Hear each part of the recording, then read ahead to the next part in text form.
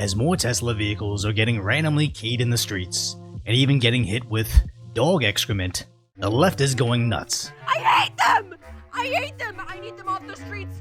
I need them off the road! I need them off the highway! I need them out of my town! I need them out of my country! I'm so sick of them! I'm so sick of Tesla trucks! Cybertrucks!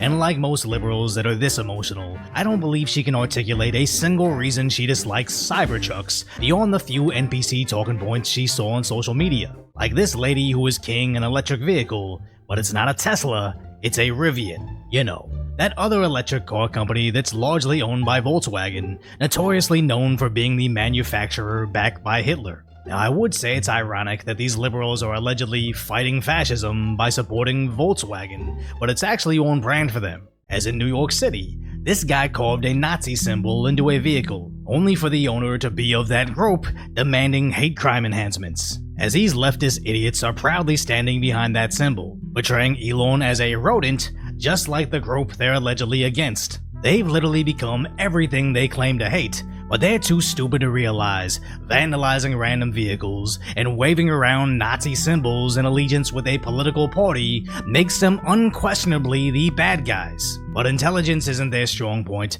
and now they're finally finding out, as these useful idiots are now keying vehicles at the Dallas airport in Texas, even causing thousands of dollars of damages at the Ontario airport in California. And as of today, the Attorney General is now classifying these acts of vandalism as domestic terror, where they're facing 20 years in prison. And how easy is it going to be at an airport of all places to retrace these idiots to arrival or departures to their boarding pass that's attached to their IDs, so Kash Patel or Dan Bongino can send their guys to go arrest them. And it's already happening with local authorities, where this guy keyed a Nazi symbol into this Tesla, but it was outside a Crunch Fitness who immediately recognized him as a member and identified him for law enforcement. They quickly went out and arrested that idiot for criminal mischief, which is a felony in Colorado where he faces a year and a half in prison. And this was 2 days before the Attorney General reclassified these crimes. And in San Jose, California, this NPC keyed a Tesla.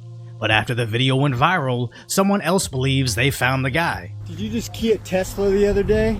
What? You're on video. And the local police were able to arrest the vandal within 24 hours, charging him with a felony. It's almost like keying a vehicle surrounded by cameras is a bad idea, but if you're willing to commit a felony based on what you saw on social media, I don't think intelligence is one of your best attributes. Now, leftist Reddit is crying about the jailing of Tesla protesters, trying to compare this to boycotting Bud Light and the incineration of Teslas over their CEO. But no, the left-wing media still calls these protests. Just to be clear, you protest a private company, you are labeled by this administration a domestic terrorist. It's the latest in more than a dozen instances of arson and vandalism targeting Tesla. Earlier this month, shots fired at a Tesla dealership in Oregon. Wow, you guys like petty acts of domestic terrorism, huh?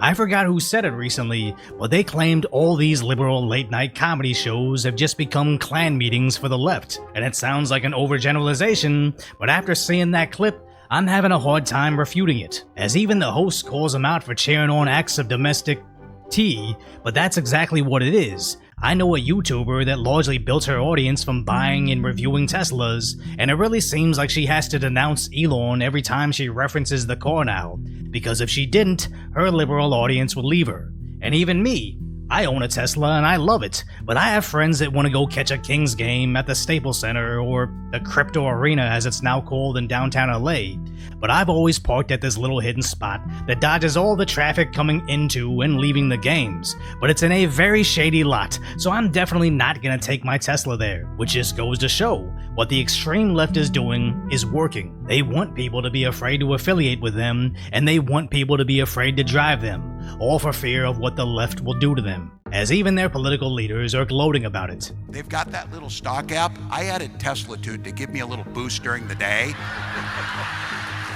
225 and dropping.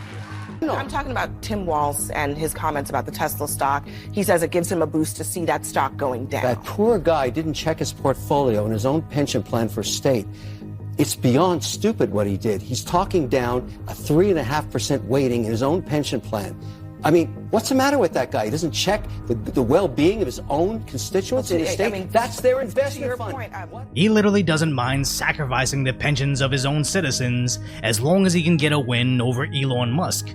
And that's just the common theme we see with the modern day Democrats, whether it's the useful idiots going to prison for vandalizing Teslas, a few female athletes losing their scholarships in the name of inclusion, or the victims of horrendous crimes due to their unwillingness to enforce the border. They are completely comfortable in sacrificing their people, all in the name of preserving their political agenda. And even though it sounds outlandish to say that, you cannot find a single Democrat politician telling their constituents, hey, don't vandalize these Teslas. The Trump administration is reclassifying these crimes and you could do some serious time. No, they want their base to be angry and emotional, because the second they become level-headed and rational, they just might start to question, wait, why is Doge finding government waste a bad thing? Because at this point, critical thinking is antithetical to liberalism. So if you appreciate my concise, lighthearted commentary on the tragic status that is today's reality, hopefully I've earned your subscription, then go check out the video on how college campuses are finally getting red-pilled.